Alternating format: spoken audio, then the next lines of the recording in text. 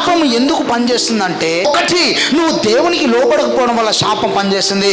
ఇంకొకటి ఏంటంటే, నీ తరానికి పై తరం వారు చేసిన తప్పుల ద్వారా శాపాలు అనేవి నీ పైకి వస్తాయి, ఖచ్చితంగా వస్తాయి.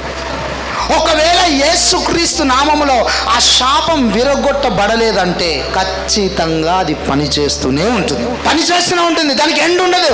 నీ పై నుండి నీ పిల్లల పైకి వెళ్తుంది, నీ పిల్లల పై నుండి వారి పిల్లల పైకి వెళ్తుంది. We have to break the curse.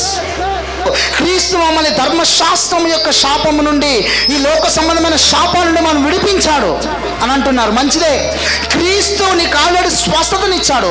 మరెందుకు అనారోగ్యం నీ ఒంట్లో ఉంటుంది? అనారోగ్యం నీ ఒంట్లో ఉంటున్నప్పుడు శాపము కూడా ఉంటుంది, శాపము కూడా పనిచేసే అవకాశం ఉంది. ఏదైనా విషయంలో స్తబ్దత, నువ్వు ఆగిపోయి ఉన్నావా, అయితే there is a curse behind the problem.